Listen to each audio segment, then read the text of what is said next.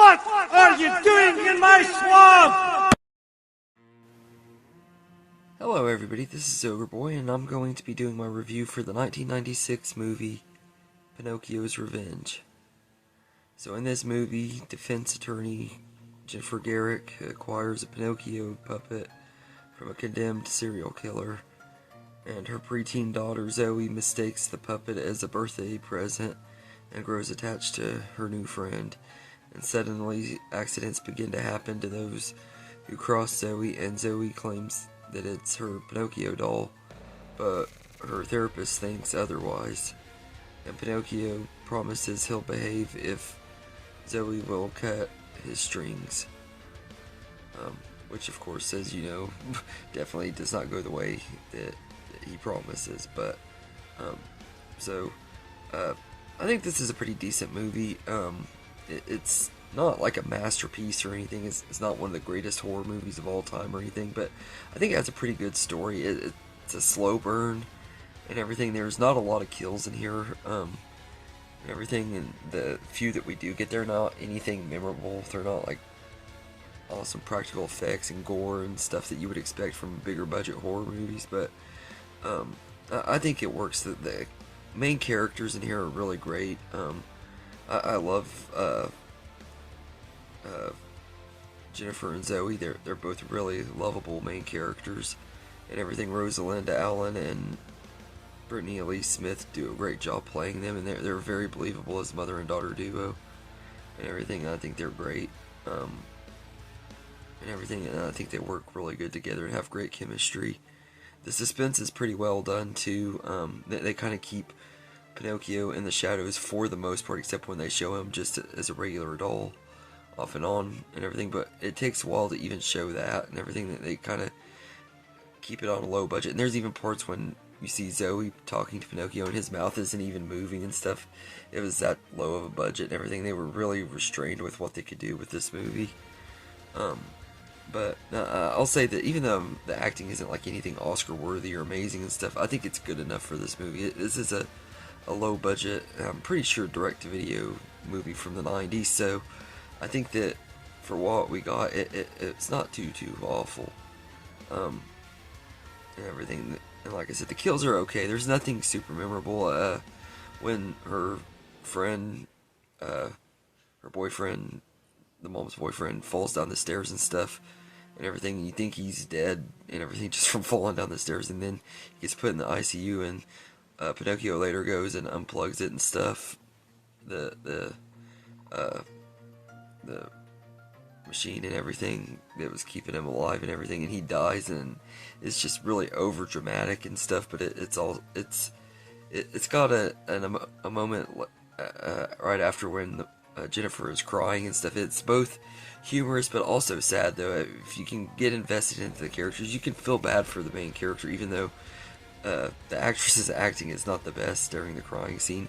And the acting in this movie is just alright. Like I said, they're not like super great actors, but this is a really low budget movie, so I kind of give it a pass. This is one of those horror movies that it has such a small budget and everything. They didn't have a lot that they could do with it, and they couldn't afford big name actors or anything. So what we got with it, I think worked and everything. I've seen way worse performances in other low budget movies and stuff for sure, and even big franchises like Leprechaun have had worse stuff than what this movie had to offer.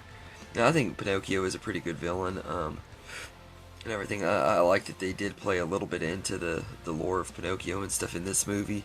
The Pinocchio story is a story that exists and everything, and Pinocchio isn't just like brought to life from the pages of the book or anything like that.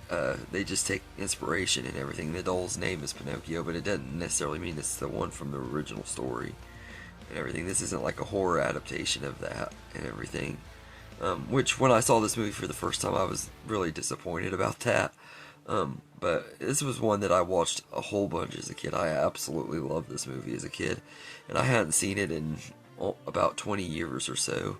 So I went in expecting to say, okay, this movie has not aged well, and yeah, to an extent it hasn't aged super well. The acting isn't the best, the dialogue is a little wonky and stuff, but I could tell what they were going for here. They were trying to make a good movie here, and you could tell that the filmmakers were trying the best that they could with what they had to work with the restraints of the budget and everything. I think this movie turned out pretty decent, and I'll say it's not anything super original or amazing or great or anything, but it's a fun time, and it's kind of like a combination of Child's Play 1 and Shocker.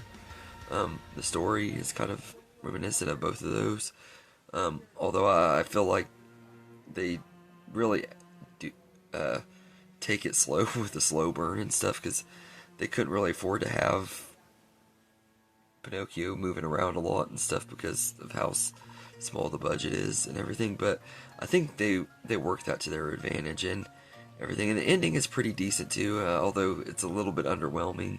The stuff, the way Pinocchio is defeated and stuff was a little bit underwhelming, but all in all, I think it's a fun time, and it might just be the nostalgia and stuff for me, because, like I said, I have a lot of nostalgia for this movie, because it's one I grew up with. When I was first getting into horror movies and stuff, my mom picked out a couple of horror videos, and this one and the movie The Fear are the two that she was able to pick up and everything for me. And Fear is really low budget. It's one that does not hold up very well, but this one I think holds up pretty good for the most part. It's not like a masterpiece or anything, but it's one that I'm not going to mind rewatching every once in a blue moon, especially if I'm in the mood for something that's nostalgic and stuff. So all in all, I think this is a fun movie.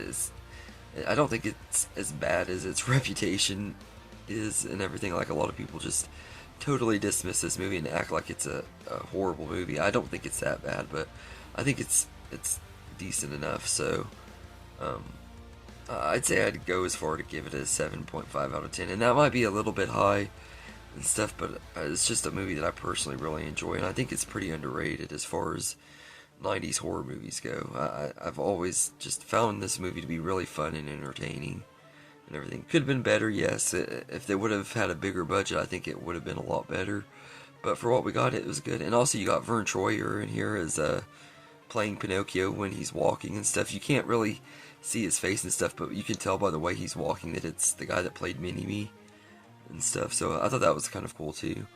But yeah, so I'd say I'd give this one a 7.5 out of 10. So anyway, let me know in the comments what you think of Pinocchio's Revenge.